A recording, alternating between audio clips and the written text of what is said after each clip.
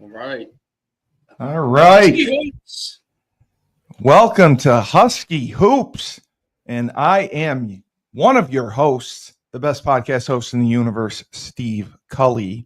And with me is always the next greatest influencer, the biggest YouTube channel in the state of New Jersey, and soon to be the state of Connecticut, the coach himself, David Schumann.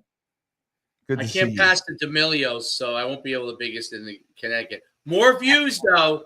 We're going to get you past the D'Amelios. Way more views. We looked it up, but not as great followers. Don't be pushing off the D'Amelios. And of course, the man. What are you going to do? Dance me to death? The man on the bottom, the icon himself, the voice of the Huskies, the best of the best. And I'm in his top 20 favorite offensive linemen of all time. He's got the list. He wrote the list. Oh, he wrote the list. That's the pros pro right there. That's a pros pro. His name is missing his homework. My name's missing from the list. World's greatest podcaster. The world's greatest podcaster is missing from the list. The great Joe D'Ambrosio is here for Husky Hoops. That's great. With his homework assignment intact, which I'm sure he was excited to do. And he had it completed within probably about 10 minutes. I think it probably took about 8. I came up with a list. We'll get to that later. I got to hear this list. I have to hear this list. I mean, get to that later. Yeah, I hear you. It's definitely more eventful than the blowouts that UConn has put on teams. You know what, Coach? You're very correct. You're very correct. Well, yeah. I mean, it's like I watched both, and then I watched the girls' game, and the girls. Steve, they're called women now. Women, sorry. Thank you. They're called women now. I'm not a misogynist. I apologize. They are the women's team. The women's team. It seemed like they would put Paige in, get a lead, take her out, and they would try to go with the other group. And they were missing shots. They didn't seem in sync as normal. And then Paige would come back in, get him a lead, and come back out. And she's working with a lot of new players. So it seems like the men's team, and I know they have new players as well, a new class, and they're playing a new group, but they seem to be gelling a little bit faster than the women. That was my only take. Well, I was going to say. I know you find this hard to believe, but I would disagree with you. Okay. They really struggled for about half the game against New Hampshire. Yes. They frankly didn't look like the third-ranked team in the country. It wasn't until from about the 14-minute mark to the rest of the game that they played like that team. Right. They've got some growing issues. Coach Hurley's got some decisions to make, none of which are going to come off the next 2 games against Lemoyne and East Texas A&M or whatever the hell they're called now. But that's why you play these games early in the year. You want to try to see things. And look, if you're paying top dollar to go see Lemoyne, such as life, you're also going to get the same seats when they play the Big East teams. So I think the men have some sorting out to do. Yeah, for sure. But I mean, I had not been an avid men's basketball watcher recent, but I was just thoroughly impressed with Alex Karaban. He seems to me like he is really, really special in solo ball as well. But that kind of talent, like I was not expecting. Like I know it was against substandard competition, but Karaban looks like the real deal for sure. And he looks like he is going to be he already is one of the greats, but he is going to leave a legacy behind, because he is such a dynamic and explosive player that I have not seen in a while. Yeah. I like Alex. I think Alex is great. I wouldn't put him in that category thus far. He's got off to a great start. He's a kid who really benefited by making the right decision not to go into the NBA. Not to go in. He would have been a second-round pick, and he would have been a G League guy, just like Tristan Newton, just like Cam Spencer, just like Adama Sanogo. Would have been would have been a G League guy this year. He's come back. And again, it's 2 games. It's a very small sample size. Sure. But he's refined parts of his game. He's always been a great defender. And he's always been a better than average rebounder. Where he's improved is on his catch and shoot threes, on his ability to take the ball to the hoop. He's headed towards a terrific senior season. Now, how that continues, only time's going to tell. But I also think what will help him is if the supporting cast plays up to their expectations. Right.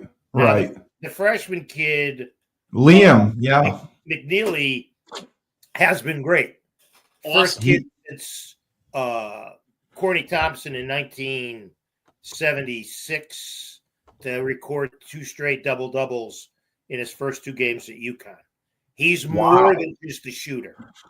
He's proven it. Again, we have to take this all with a grain of salt. Of course, because it was Sacred Heart and it was New Hampshire. New Hampshire, correct. But he looks like the real deal. Ball has been. I expected Ball to be the most improved player on the team this year. He may not be. That may be Jaden Ross. Jaden Ross played terrific, unbelievable, in his debut against New Hampshire. Yep. And talking to people around the program, they think Ross could be as good, if not better, than Ball, which is saying a lot. Wow. And he could play. He could play the 2 or the 3, right? Yeah, exactly. Ask him, Ball. Right. The good thing about this team, Dave, is their versatility. There's a point, I think, where Coach Hurley wants to play 5 guys and not identify them as 2, 3, 4, and he'll get to that, I would think, because him and Luke Murray are so good at designing offenses.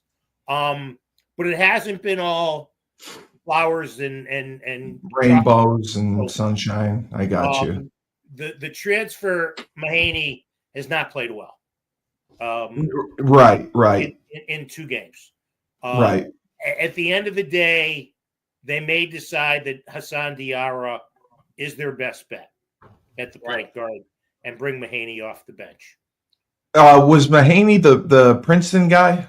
No. What Princeton guy? The St. Mary guy? Yeah, Princeton. That's what it was. You talking hockey? No, maybe I'm thinking of the girls team. I thought the girls had a That's Princeton exactly friend. what you're thinking, Steve. But you're thinking. And that's what we like that. We like what you're thinking. The other thing, and I have said this from the beginning, with no disrespect meant to the young man, I've got to see Samson Johnson step up. Yeah. And he, against New Hampshire, and he also did this in the opener, too quick with foul trouble. Can't do that. He's got to stay on the floor. Now, Reed has played well. Reed has played very well. By the end of the year, or by the conference season, maybe Reed's the starter. Maybe they determine that Reed is better as a starter and Sampson's better coming off the bench to provide energy. Like a shot blocker. Just more change the tempo of the game, Dave. Right. Exactly.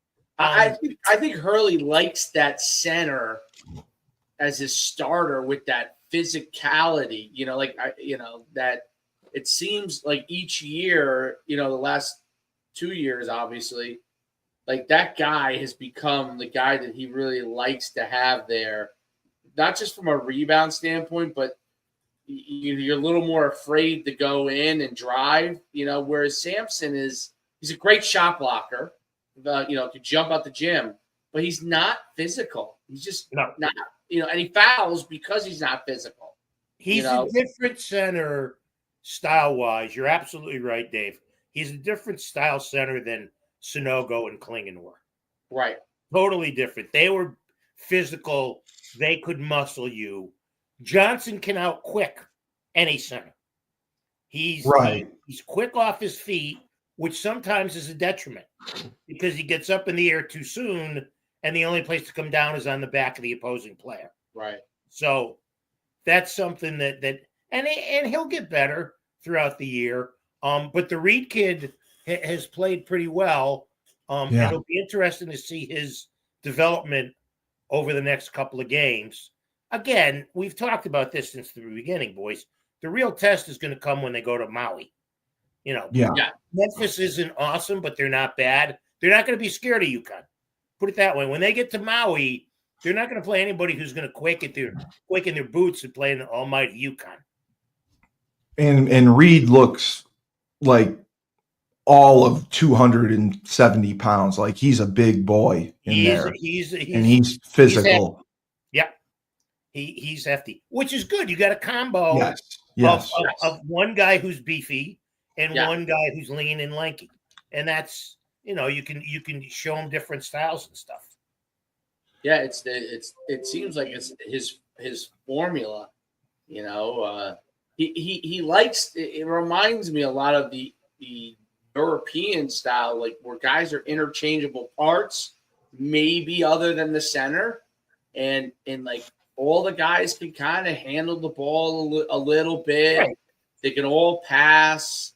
They can, almost all of them can shoot, reasonably well.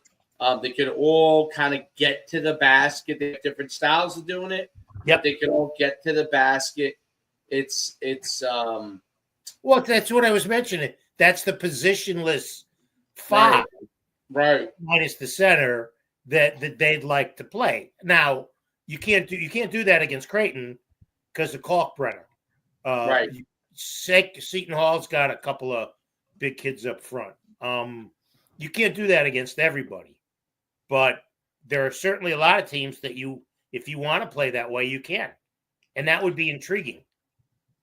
Now, Joe, I just wanted to ask, and I'm sure I'm wrong on this, but it seems like in the college game, teams have gotten away from the traditional big man centers. I know we have them at UConn, but a lot of teams like to have smaller groups that can run and get up and down in court and play fast, have more possessions, score faster, play better defense. It doesn't seem like there's that traditional half-court offense as much anymore. There's not. I think what you mean, Steve, I think what's happened is the role of the center is played.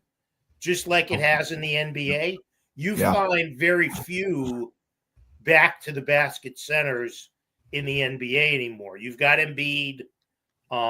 You've got Zach Ivey, who's playing really well for Memphis. You've got Klingon. But you got a lot of centers in the NBA now. Karl Anthony Towns, Nikola Jokic, Jaren Jackson in Memphis. Certainly the Warriors, the Lakers with Anthony Davis. Yeah, that's true.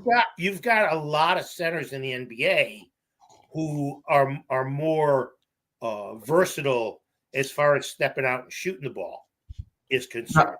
Are they asked to do that, or is that just a skill set that they've developed on their own, or is that what they want them to do? Okay, I think it's a little both. I think the guys who come into the league with that skill get playing time earlier. Guys try to expand their game. Adama, his senior year, tried to expand his game to a 3-point shooter. Donovan took about 3 3-pointers last year, and Hurley said that's enough. He said that's it. But I think you can develop that part of your game, but I think it's better if you come in and that's what you're known for. Right. And I think we're starting to see that in the college game, that teams are going to more, 5-out, traditional back to the basket center.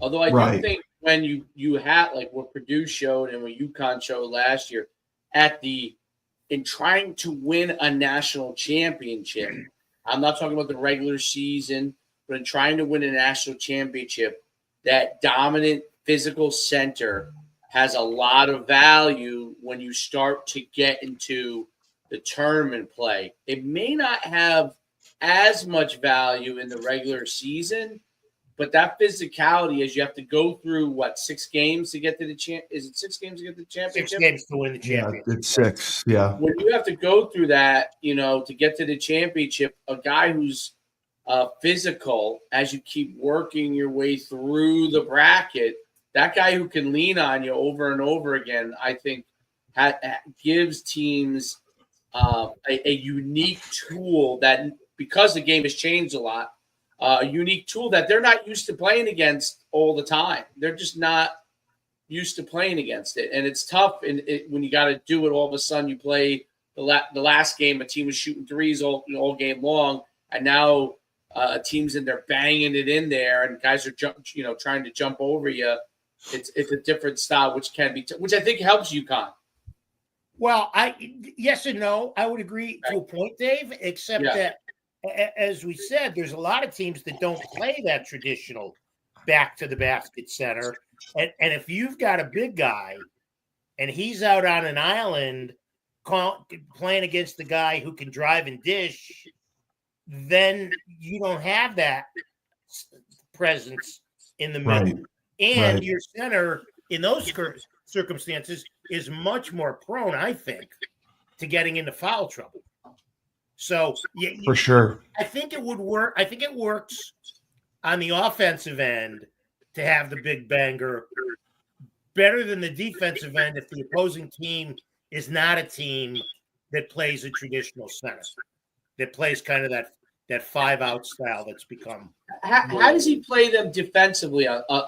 If you do have that center, like, are they doing like a version of like a wider 2-3 where they're really like expanding the two like wings out more? If you have that big man and then you're trying to get rebounds off of it with your big man, and you're trying to move basically when the ball moves, is that how they play it? Or most teams play man to man now. There's man to man, right? There's very little zone. There's very little zone that's played now. I mean, other obviously than Syracuse, and even they, now that Coach Boeheim is gone, don't play 2-3 all the time. Right. I think a lot of teams go zone if they've got guys in foul trouble, because it's a good way to protect them. And a lot of teams will go zone for 1 or 2 possessions to switch things up. Just find out. Aren't you still cutting a lot, right? Everything's pass and cut. Well, out, right? Yeah, you are, but you also have guys in when you play 5-out who have the capability of taking the 15, 18-footer. Right. Joe, I wanted to just get your thoughts on the other freshmen. Hold on a minute. I've decided something here. I've decided every few minutes I'm going to read a few of these names. Let's start with Ryan Krug, Brian Markowski. Is that 20? Is that 2019 or? Oh no, this is later. Billy Irwin, Tyler King, and Grant Preston. Those are 5. Tyler King, really?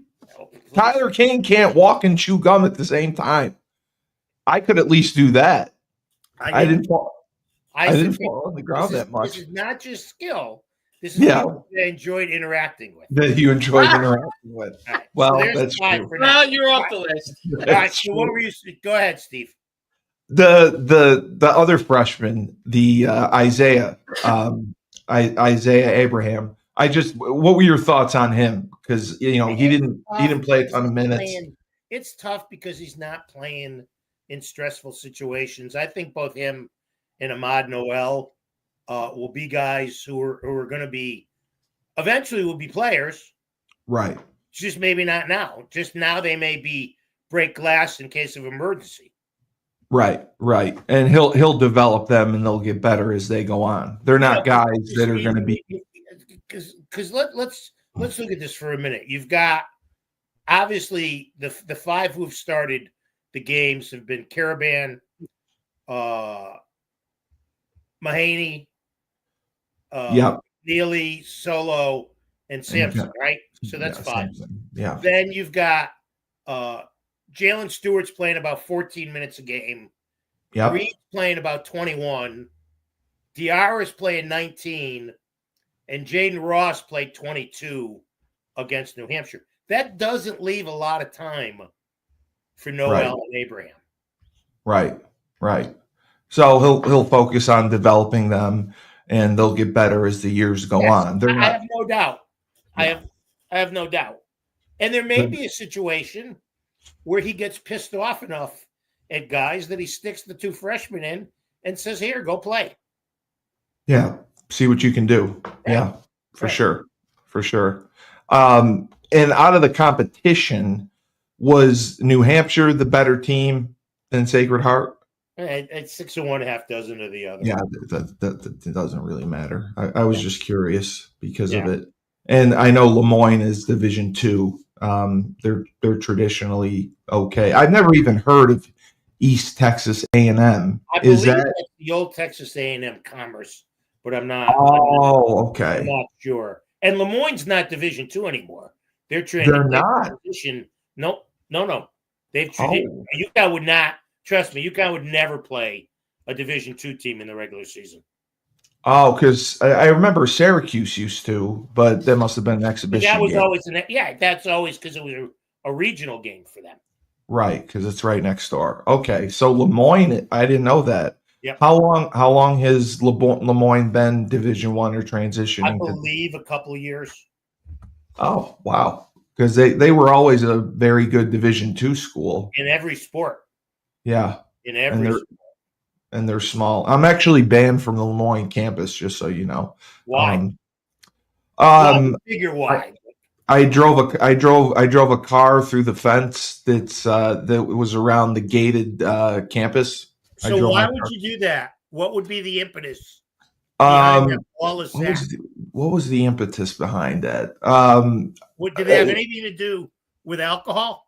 Well, mildly, it could have had something to do with alcohol, but it just could have had to do with, I had a little bit of ego and a confidence that I was a big man at Lemoyne. They had a lot of smaller, nerdy kids. And wait a minute, when did you go to Lemoyne?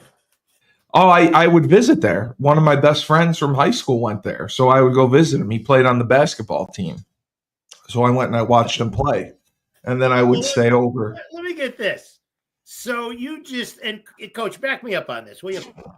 So you would just go to campus to visit your friend and think because you were Mr. Big Deal UConn football number 73 that 79. That you could. I was thinking of my favorite guy, Krug. Yes, your favorite guy, Krug. That you could walk in there and be Mr. Big. Yes, they're and Providence, moron. And Providence College too. Providence College. Moron. Providence. What's wrong with you? There's a lot wrong with me. Well, Providence College as well. Providence College. A quick story. My roommate in college was Mike Woodward, who was a walk-on, and Emeka basketball. Yeah, Emeka Okafor. He would come over to our apartment because it was quiet. It wasn't really quiet, but it was quiet for him. And he would do his homework and he would do his laundry. And I don't know how it happened. One time, he's like, he wanted to come on a road trip with us because one of my other friends went to Providence. We took him to Providence, and he was gawked at. He was the star. He was trying to get people not to take pictures of him. We took him out to the bar, and people were booing him when he walked in. I took the microphone from the DJ. And I said, "Do you know who this is? This is Emeka Okafor. He's He's going to yeah. make more money in one day than everyone in this bar will combine their entire lives. You show him respect. He's the best player in the country. And you wonder why people from Providence hate UConn. And they, the owners of the bar loved it, but they I'm said, sure they listen, did. they said, listen, you guys might want to hang out after because I think there's going to be people waiting for you. So they closed the bar down and they kept us there until like 3:30 and let us hang out and have a few cocktails while things cooled down so we could leave safely. But yeah, I almost started a riot in Providence. I never liked Providence myself. I loved Providence. I didn't like it because I always felt like there was always about to be something that was going to go down. And go down. There's no football team there. There's no tough kids there. I don't mean that. I mean at the bars and the clubs there. Oh, yes. So we were always like, it was always something that would happen. Always. Same thing if you went up to, although I never went, but guys would go up to UMass.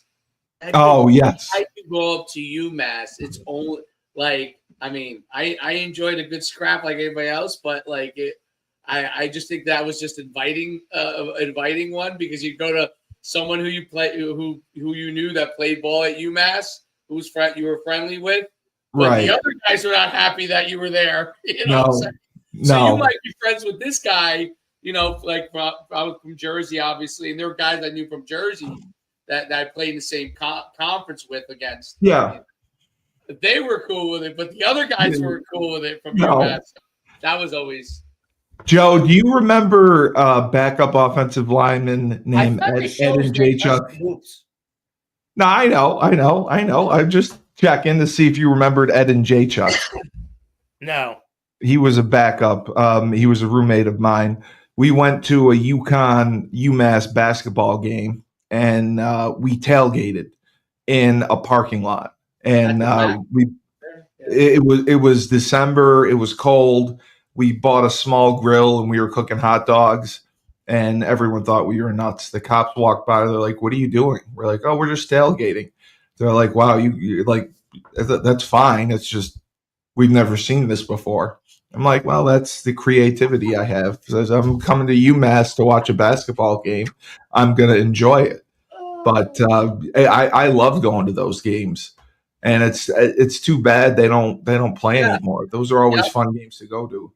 Yep. That was a big rivalry. Will Beatty. Okay. Mo Petrus. Really? Donald Thomas.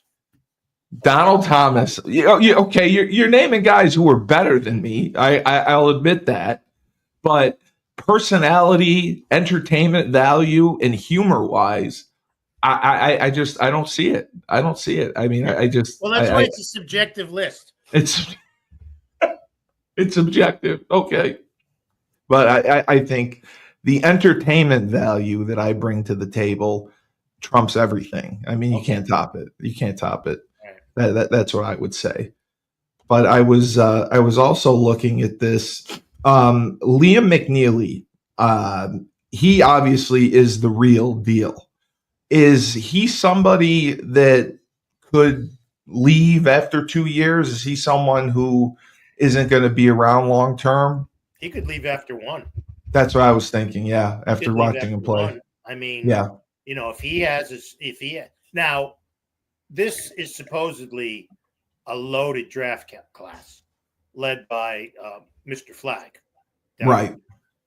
But if you're McNeeley, you know, he could be Steph Castle. He could see that he's a lottery pick and transition right to the NBA. You know, it all depends. I mean, we're trying to make assumptions on kids. Games into a 34-game season or 30-game season. Not counting postseason play. When you can just with his skill set, I mean, he's terrific. And he's got no fear. Yeah. I mean, he's good from the 3-point line. He makes his free throws. He rebounds. He plays defense. I didn't have those expectations. I knew he was one of the best players in the country, but like he really stepped up and made a big difference. Look, you can be one of the best players in the country and come into a situation and totally freeze. Of course. He's done just the opposite of that. Right. I think he looks like a kid who thrives on the competition. Right. And I'm sure he played on one of the top AAU programs and played against the top competition in high school, which obviously makes a big difference when you get to this level, that you've already seen it and you can make the transition a lot easier. Right. Would you agree with that, Dave? Oh, absolutely. Playing against a better competition. I mean, yeah. I think the good players always play better against better competition. Right. And the AAU tournaments now, I mean, they go national. They're everywhere. Yeah, so, you know what? Let me tell you this. To me, and this is 71-year-old get off my lawn. The sport was in better shape when college coaches dealt with high school coaches rather than some of these AAU merchants of opportunity. That cat's been out of the bag forever. Right. Yeah, AAU is. Now there's some, there's some that are very organized. You listen to Brian Scalabrine on Sirius NBA radio in the morning, the ex-Celtic who does TV. He's very involved in AAU basketball, but not everybody's like Scal. Right. Okay? Not everybody's like Scal. And it's not just now. The coaches don't just have to deal with the AAU. The college coaches just don't have to deal with the AAU coaches. They have to deal with these kids' advisors. Oh, I know. People who are in their ear. I mean, the high school coach and the parent coach and the parents are in some cases in the rear, far back in the rearview mirror. Far back. It depends on their background and yeah, I mean, I think there's a lot of facts to that. And AAU, there's so many teams and so many levels that there's all kinds of like angling that continues to go on. And you're right, there's some guys that are decent guys or gals running it, and then you get people and you're like, my goodness, like who would even send their kid to play for these people? So it's crazy, but it's constant. Everybody in AAU is working to steal players from a different person, right? So there's no relationship. I mean, there are cases where they're guys in the same group for a long time. Obviously, there's a relationship there. But in cases where people are moving to a new organization all the time, there's very little relationship. Unlike when you're with your high school coach, you're with that person for 4 years, you know what I mean? And they may even know you when you were in middle school. So AAU is a wild world. I just see it because my son plays it and he's young. And, didn't it used to only be in the summer too? And now they go through the fall. It's all year now. It's all year. Yeah, it's all year. You mean all year, like during the season too? During the winter? Yes. Wow. Not as heavily in high school season, but there are guys that play with their club it may be loosely, but if they're playing on a Saturday, guys will go play on a Sunday with their club. It's not the competition level that they're playing when they go in the spring, because there's not as many teams that are doing stuff. But some guys are playing. Yeah. Some guys are playing. I'm sure they're playing year round, obviously. They're playing summer with their club. They're playing fall with their club. They're playing spring is the big, obviously, AAU season where they go to all the big tournaments. But they're playing round the clock. I mean, it's wild. It's shocking when you see it. No, I was surprised to hear about it. I was surprised that they played year round. I had no idea about it's big business. As Dave said, it's not as prevalent while the high school season's going on. Correct. Because the high schools do have rules about that. Oh, they do? Okay. Yeah. A lot of the federations, like I don't think in Connecticut, I may be wrong, but I don't think in Connecticut you can be playing high school ball and AAU ball at the same It's at the same time. New I got Jersey you can. I think it's some of the places.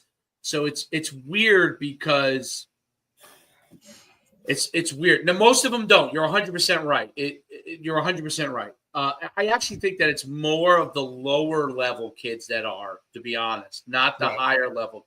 Like for example, you'll see a kid that's playing like, that might be a good player that's a freshman, but he's not on varsity yet, right?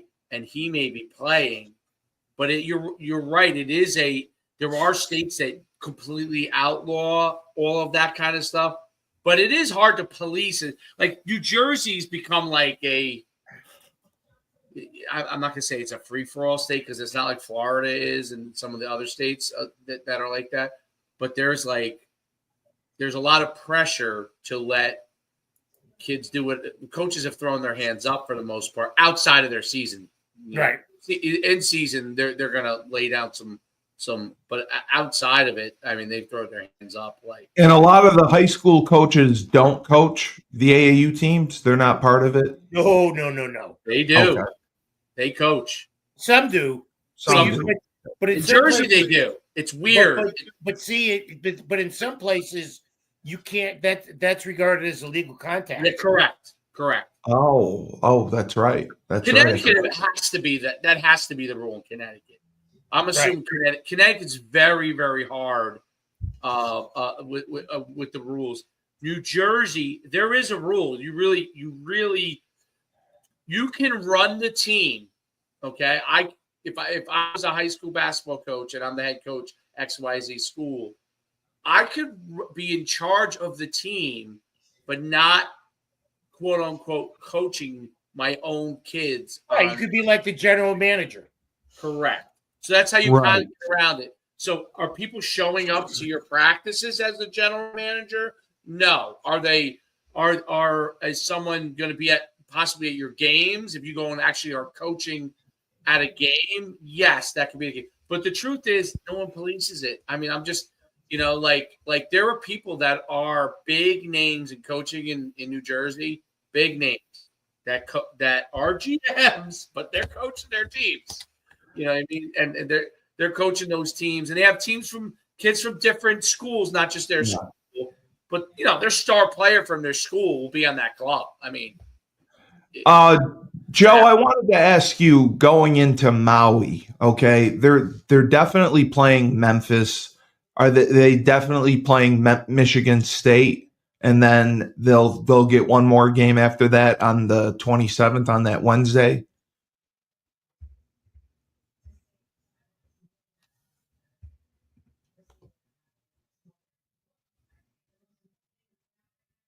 hello? Oh, I was just curious. We may have lost him for a second. He's there, isn't he? No, I don't think he's there. But no, I was looking at it. He's frozen. He's frozen in time. Is that? Yeah, he's frozen in time. He must have lost service. His internet. No, because I was looking at it and it seemed like Oh yeah, they just disappeared. Okay, he'll come back. He'll be right back. They'll play Memphis, Michigan State, and then it'll be a final. So that's why I think he had mentioned North Carolina. White. Yeah, right? Yeah, the Maui Invitational that would determine it. So that's why I was curious of how it would play out, because up until then, they got Lemoyne, they have East Texas A&M, and then it's going to be Memphis, Michigan State, and then whoever makes the finals. And then on the 30th, they play, I believe, is it UMass? It can't be. UMES. I have no idea what that is. UMES. I'm clicking on it right now. Oh, the University of Maryland Eastern Shore. Yeah, their division. Yeah, Maryland Eastern Shore. Oh, okay. Are they? Yeah, they can't be that powerful. They're usually decent in their conference, but I mean, listen, until they get to Baylor, Right. No, that's going to be the test. That's going to Gonzaga. be Yeah, that's going to be the test. I guess Texas is probably pretty good too. They were good the last couple of years. Because I saw the women play, and they're going to have North Carolina. They're going to be playing South Carolina. I mean, they got a really difficult out of conference schedule, and if they don't get going with some of those freshmen, I think they're gonna have some trouble because Paige was in there. Paige was being aggressive. She was doing her thing, but he's back now. Yep, Sorry about that, boys. No, I just wanted to ask you quick about the Maui Invitational. They're definitely playing Memphis for sure. And then is it Michigan State? And then they'll get a third game on the 27th? Close. Very, very good, Steve. You're getting better. They'll play either Michigan State or Colorado on the 26th, depending on who wins and who loses. And then the 27th is Dayton or North Carolina or I think Auburn or a couple other teams in there. So so they are guaranteed 3 games. They are guaranteed 3 games. Yeah. Okay. And that'll be the real test to kind of see where they're at, you think? Well, that'll be the first test. Then they come home and they play Maryland Eastern Shore, and then they have Baylor at Gamble, and then Texas and Gonzaga before they get into Big East play. So, this is, we talked about this last week without calling it so. For the Power 5 schools, this is kind of like the exhibition exactly. team. And then once you get to Maui, it's pretty much all hands on deck. Right. And then after that is when you're going to start to see the real competition when they get into more of the conference play. And I was asking Dave about they're playing that University of Maryland on the 30th. Maryland Eastern Shores. Yes. Are they talented? Are they any good? I don't think so. No, I didn't think so either. No, I think that's traditional. Some school now that's 3 days after they play on the Wednesday in Maui, and coaches have different philosophies coming back from Maui. Some just want to wait a while. Some want to get back on the horse on the mainland right away. Obviously, Dan Hurley wants to do that. No, I don't think Maryland Eastern Shore 99% of the time provides a big battle. Plus, it's also a tune-up before you play Baylor. Right. And that's going to be the big one. That Baylor, Texas, Gonzaga trio. Right. And Gonzaga is no joke. Baylor, Texas, that's going to be murderer's row right there facing those 3 teams before getting into conference play. Yeah, right. That'll really show. But yeah, I mean, for the first game that I watched in a while since last year, I was thoroughly impressed with Karaban. Like I do think, as you said, he's not the top tier yet, but he could get there. Like he really seemed. Oh, he's not far behind. I mean, he's an All-American. Yeah, he was something special. I love Karaban's game. I think he's terrific. I don't think he gets mentioned with the top 2 or 3 guys in the nation. Right. But he's right on the cusp. Right. Yeah, and McNeeley, I think, was just such a tremendous addition, and with his versatility and being able to rebound, being able to block shots, being able to shoot threes, like having that all-around game is so important. And it's just amazing that you're seeing that more and more from bigger guys, a guy who's 6'7", 6'8", who can do that. And that's what they look for. And because he knows at 6'7", if he wants to play at the next level, he's got to be able to do a little bit of everything. Right. Because he's kind of in the middle there. Like he's going to be a forward. He's going to be a small forward. He's not going to be a guard. Shoot and go. Yeah, he could be a 2. Right. No, I totally agree. But it was great to watch those games. It was great to see them in action, and it's going to be exciting to see this season go on because they are really talented, and I think they're deep. I think they at least have 8 guys, 9 guys they can play. Do you think they can go 8, 9 deep, Joe? Oh, absolutely, yeah. That's the plan. I mean, 10 and 11 are Noel and Abraham, but Right. You go the starting 5, and then you go Diarra, who I think eventually will be back in the starting 5. Reed, Stewart, and Ross. That's 9 deep. Right. No, I got you. David, unfortunately, I got to jump off for a second. Okay. I just wanted to get a couple more names from Joe. He can throw another few names at me. Who else he's got? Dan.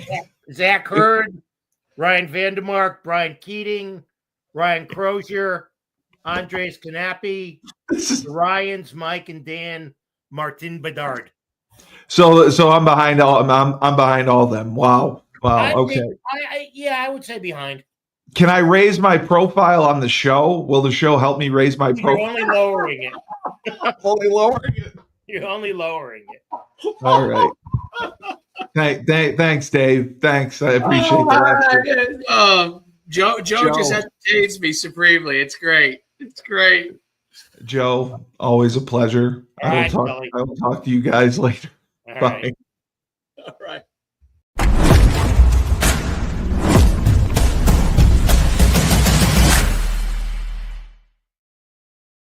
All right, Joe. See you later. That was great.